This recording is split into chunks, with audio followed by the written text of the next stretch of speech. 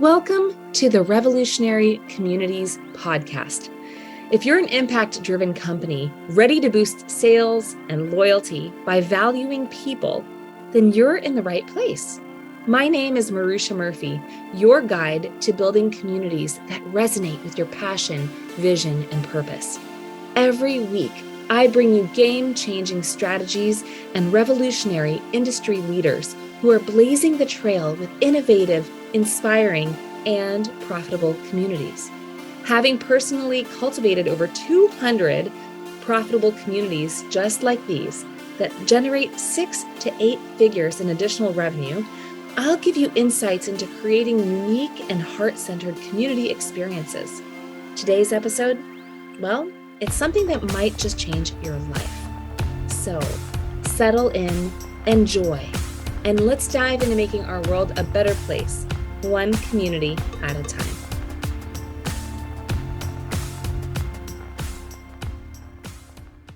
Hello. Welcome to the Revolutionary Communities podcast. My name is Maruxa Murphy. I'm the Chief Community Architect and lover of all things people and peopling, especially when we're creating impact in the world. And I am glad to be here with you today. It is a pleasure to be here with you. You know, we're on episode 6. We're a brand new podcast. If you're listening to this and we just launched the podcast, welcome and thank you for being one of our early fans and listeners. It means a lot. Make sure you subscribe to us as a podcast because it means a lot, and it really allows us to be seen by others in a very intentional way. People who are served us as, you know, in certain platforms based on you subscribing and they're like you, they might want to also subscribe. So yay, please do subscribe and review if you like us. If you don't like it, you can just send me an email and tell me why you don't like it, and I would appreciate that too. But don't leave us a review. Anyway, sending you so much love today. I'm thrilled to be in this conversation with you. You know, last episode, we talked about the new ROI. We talked specifically about why community is a squishy word and really where we're going in terms of being able to really understand the return on investment with community specifically. Now, I'm going to address another concern today around community and it being quote unquote squishy, and really trying to figure out how to build communities very intentionally. And the number one reason that most communities fail is because of what we're going to talk about and my hope is that today I get to disband this once and for all, and you can start to create community that feels really alive and good for you. Okay, so we are going to be diving into community engagement, the ins, the outs, the hows.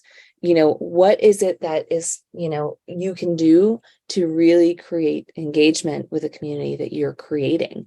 So there's a couple of things here. If you haven't listened yet to the episode where I talk about our profit paths, that's episode number 4.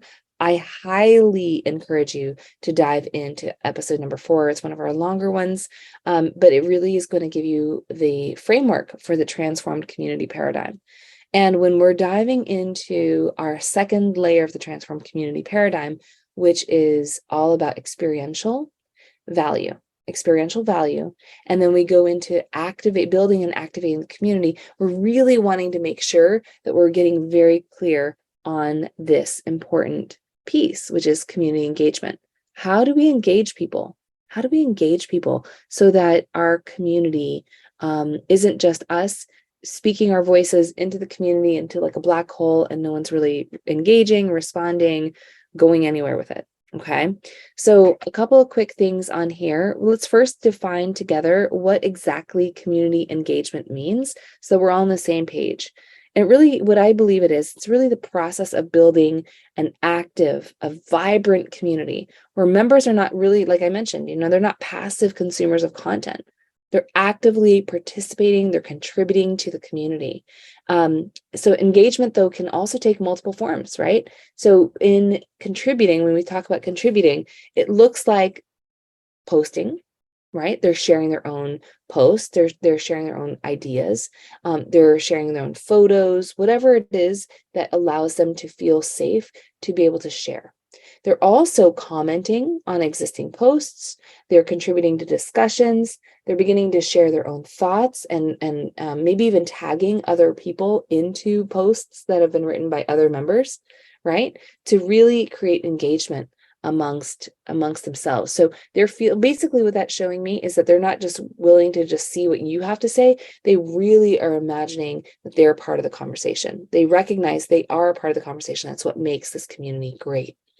Another part of engagement could look like attending events, right? So we're looking at engagement by how many people are actually participating in events that are going to be hosted by your community. So if you have webinars, if you have meetups and online gatherings, are they attending? Are you having them and people are not attending? That's going to show a certain number. If they are attending, how many was the percentage of folks that are actually attending? And we're going to want to also look at how they're interacting with, with each other, right? And not just necessarily you as a leader or anyone on your team, but how they're building relationships with one another, right? We want to really start to imagine that the community that you're building actually is building within each other and for each other and being able to raise one another up together. They also want to be contributing content or resources. So members who are engaged are often creating their own content and sharing it as a value add, or they're sharing resources with the community. Maybe it's a blog post, maybe it's some links to different sites or articles that either they've created or others or that they find are going to be useful for other people. And they're also willing to provide feedback, right, on the community. So we're wanting to hear their feedback. When, we talked about the Sacred Four in another episode, I think it was episode number 3. This is really what we are imagining, right? When people are starting to provide feedback that's showing that they care about the community and they want to provide new features or improvements. They want to participate in any surveys or polls to continue to improve their experience here, right? So community engagement, to me, I believe it's absolutely essential, because what happens here is it's a sign that there's a sense of belonging. And there's a sign that ownership is happening amongst the members, right? This is also critical because it helps improve the member retention, and it begins to help make a community much more valuable. This is where, you and I, let's imagine that I'm your community architect. I can build the infrastructure and you can build the vision, but until we actually see engagement, that's really where we're at now. You're able to see the return on them creating the value of the experience, right? This is really where 1 + 1 = 30. And each of those members, 1 + 1, I actually should say 1 + 1 + 1, you plus me plus them equals 30, because that's the multiplicity factor of what happens when we're building in community. I think the other thing that's really, really critical is we start to recognize that this is where we are seeing the community's health and success, right? So high levels of engagement typically mean that the members are really finding value here, and they're invested in the success of the community itself. Where when you have like low engagement, that could often mean that members are not finding the community valuable or engaging, right? So we want to design it and be paying attention to what are the things that are engaging them, and then bring more of that to them in various forms. So I think that that's really, really critical. And I think once we begin to create that or have that understanding of what community engagement is, we can now start to look at, how do we do this? How do we create engagement? I think the first and foremost thing is to create consistent and relevant content. Okay.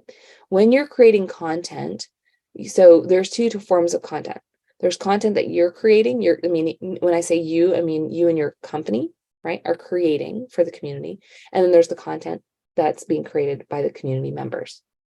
I'm talking right now about the content you're creating. And in that content, you want to make sure that that content is content that is going to invite engagement.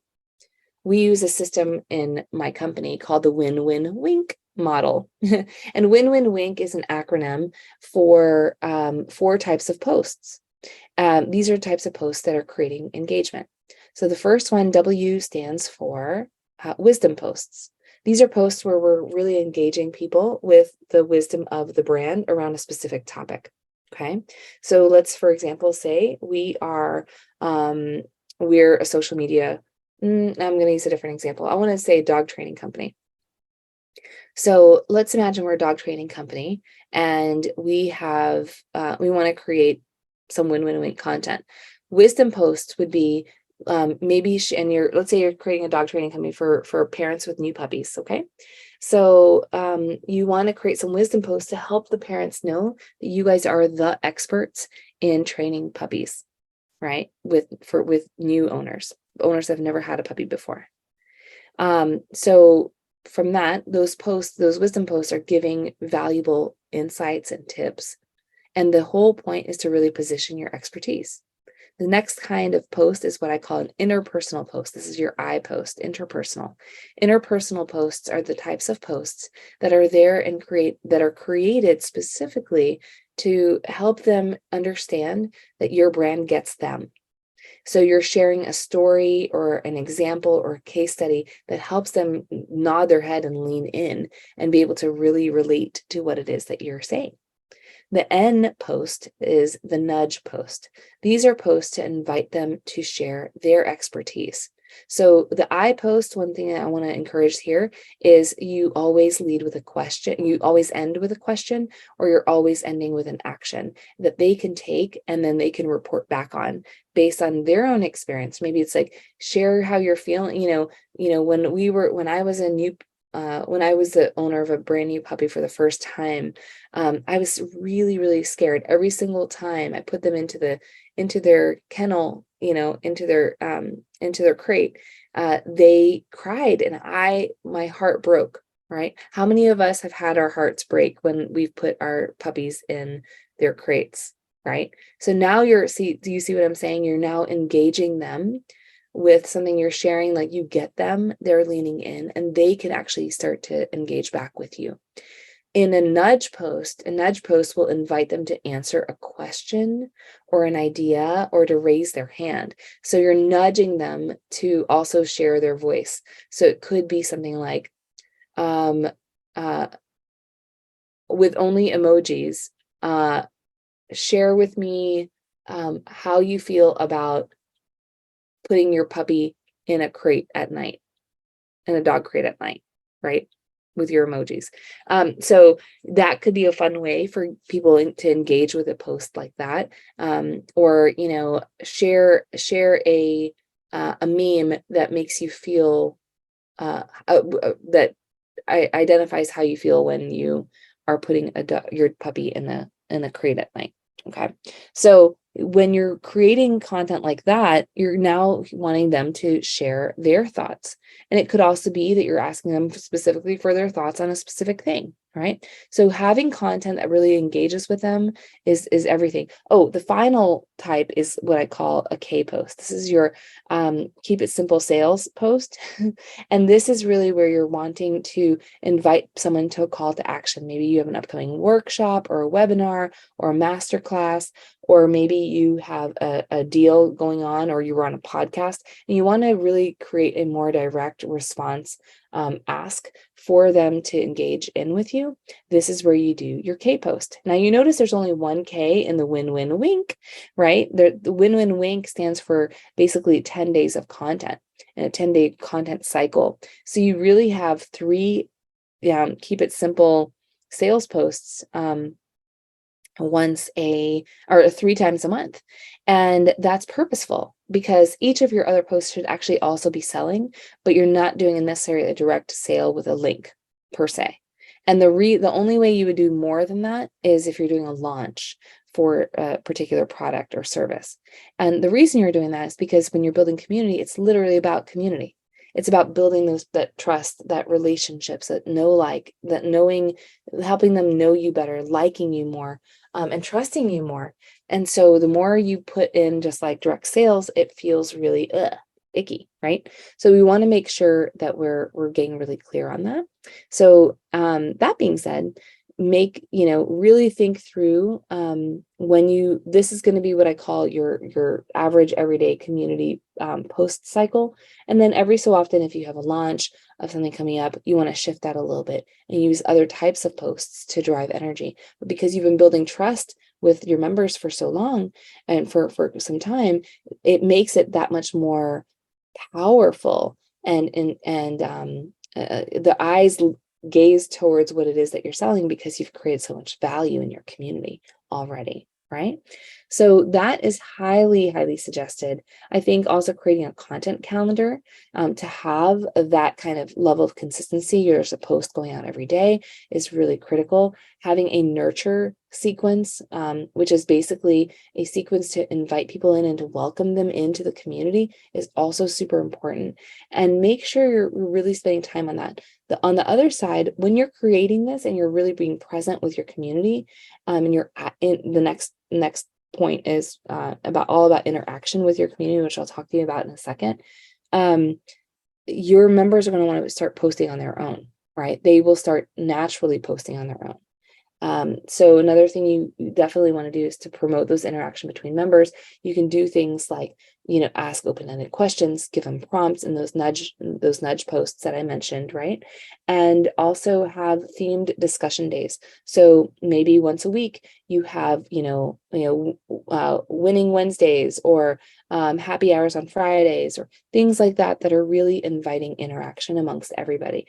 And from all of that, they start to feel more safe to be able to, share their own ideas and their own thoughts because it is their community. So definitely want to encourage that. And I want to encourage you one more thing. I want to encourage you to tag people, your members, in different posts, not with if you're on a Facebook group and you do the at everyone, oh my gosh, no. But tag people in specific posts that relate to them because you may have thought about them when you were writing that particular post, or you are reading another post like from a member in the community and you remember a conversation you had with another member or whatever, and you saw a thread happening with another member that would relate back to that member. All of that kind of engagement starts to help them see that you see them, that you're hearing them, that you want them in the room, and you're honoring and respecting their views, again, sacred for, and they start to really engage back in. So it's really, really fun to be able to actually create interaction amongst the members and begin to spark conversations because you're inviting them in. I also encourage you to highlight any member-generated content and contributions. It could be like what we're doing with one of our resorts that we work with. We create a newsletter and we highlight our members in the newsletter and then bring people back into the community, right? It's so much fun to create that. And you start to see that these communities are now really starting to want to engage with one another as well. The next thing you want to consider is hosting events and activities, right? So events and activities absolutely are fun ways to boost engagement. People miss people. We're missing each other, especially after the pandemic. We're wanting more shared experiences. We want to foster strong connections with others who get us, who have similar interests to us.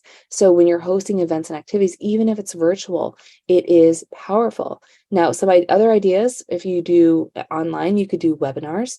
You could do Ask Me Anything sessions where you just jump on and you are answering questions with folks, or you invite a panel of different members and you highlight those members and you share their expertise, as it relates to the community experience, and then you invite them to share their ideas as well. You might have some offline or in-person experiences like workshops or meetups. Recently, the Revolutionaries, which is the brain trust that I've been creating of high-level community and industry disruptors in their industry, met for a playscape in Cancun. We literally met for the first time in person, and there were 8 of us, and we played hard. We played bocce ball. Some of us wanted to do the flying trapeze. We salsa danced together. We went paddle boarding. We went ATVing, zip lining. Some of us cliff jumped. I mean, we had a blast.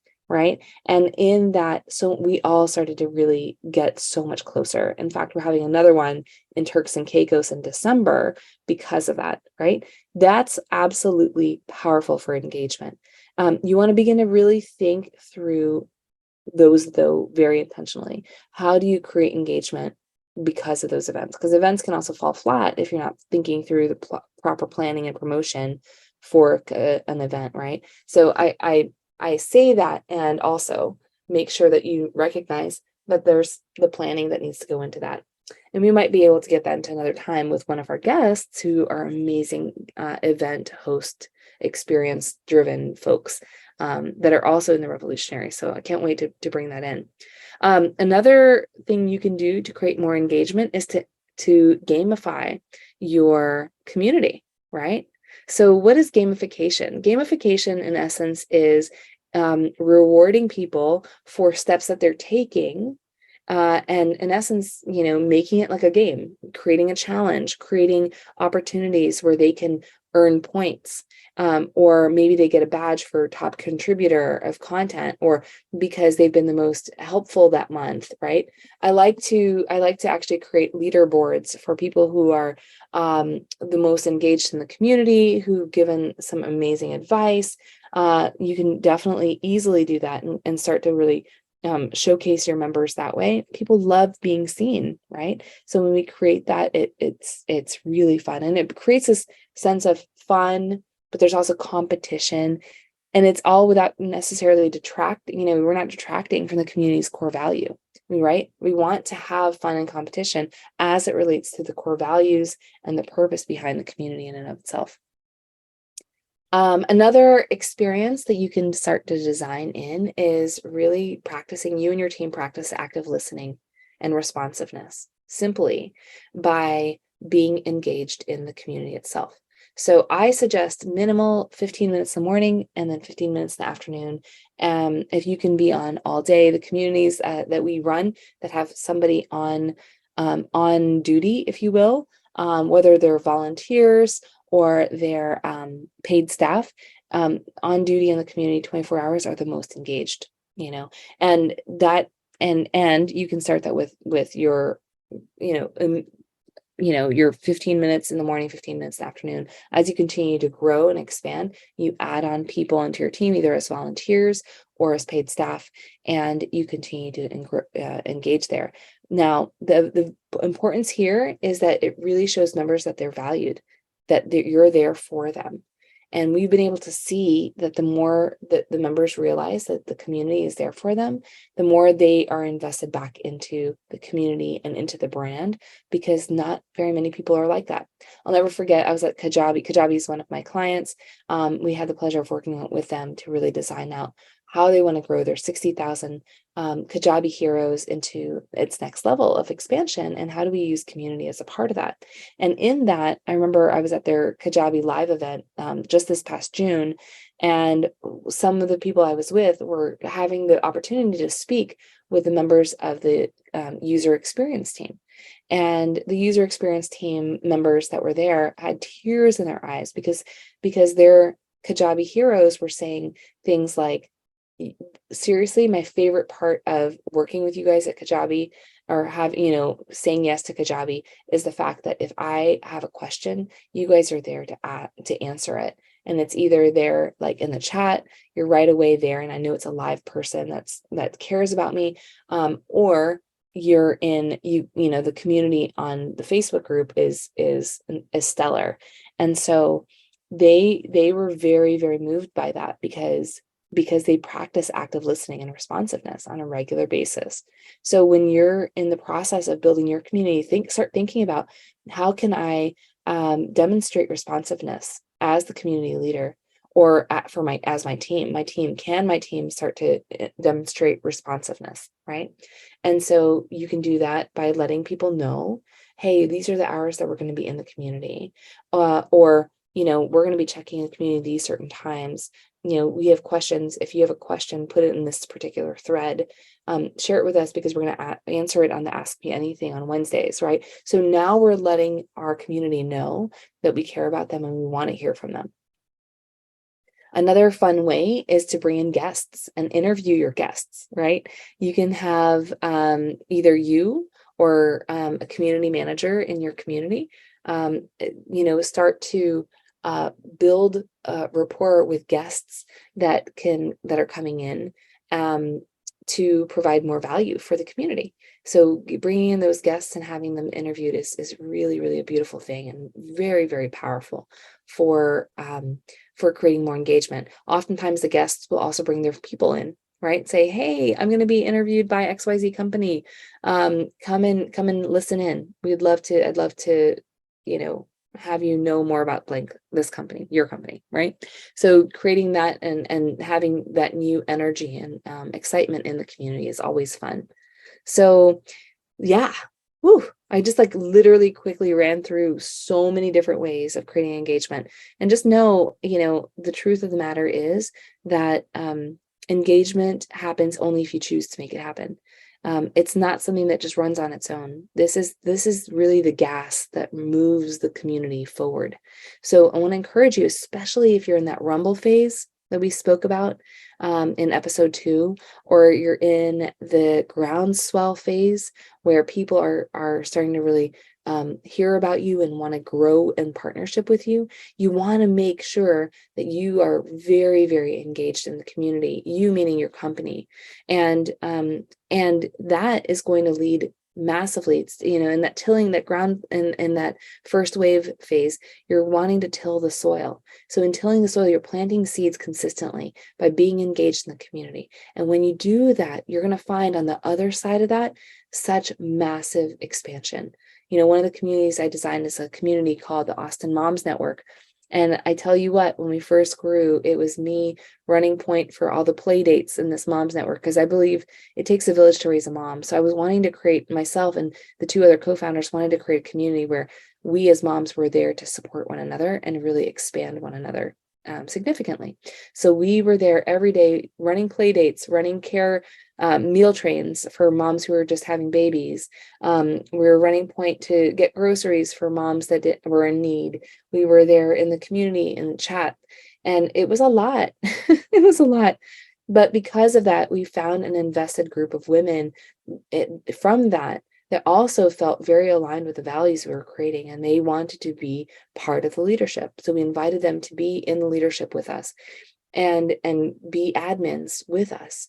And from there, the long and the short of the story is that Facebook, the company, back in 2017 reached out to us and were like, what are you guys doing? And I'm like, oh my gosh, am I in trouble?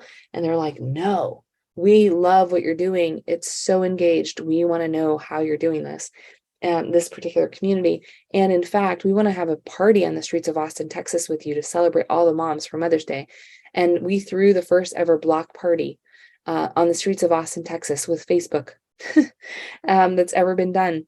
And because of that, we started getting awards from the city of Austin. We're now, known as one of the best groups, or we were known as the recommended group for new families moving to the city. We have partnerships with nonprofits to serve moms who are in need. And the whole community is run by volunteers. And so why do I say this? Because the investment I put into tilling the soil day in and day out and creating the culture of that community day in and day out and building into the people day in and day out led to a community that is now 27,000 women large and is very much valued as part of the Austin fabric of the community. So if you're ready to create groundswell communities, this is how you do it. This is how you do it. You want to make sure that you're building a beautiful community of engagement. Next episode, we're going to actually dive into building trust and building safety in your community. And I'm thrilled about that, because the truth of the matter is a big community is great, but if it doesn't have that trust and safety, you're shooting yourself in the foot. You're going to lose that community very quickly. And so we want to make sure you're building communities of trust and safety as soon as possible. So thank you for tuning in. Please support us by subscribing to Revolutionary Communities on your platform of choice, and join us for more podcasts. When you subscribe, feel free to leave a review. We survive on reviews, so please share your review with me. If it is something that you're not interested in, you don't like it, please don't leave us a review.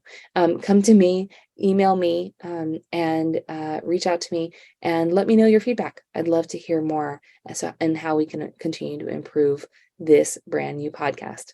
You matter, and I appreciate who you are in the world. Thank you for being here and listening to Revolutionary Communities, the podcast. And I look forward to seeing you on our next episode, where we're going to be talking about trust and safety in your community. See you there. And that wraps up another enlightening episode of the Revolutionary Communities podcast. Remember, it's not just about building communities. It's about sparking movements and echoing change across the globe. I'm Maruxa Murphy, reminding you that every voice matters, every story is significant, and your vision can truly make the world a better place. If today's insights resonated with you, consider taking a bold step and implementing one idea into your community. Let us know about it by going to revolutionarycommunities.com/podcast. And there you'll be able to let us know what is sparking for you by joining our own Revolutionary Communities community. Together, we are stronger, and with unity, we can be the revolution. Until next time, keep leading with your heart, stay inspired, and never underestimate the power of genuine connection.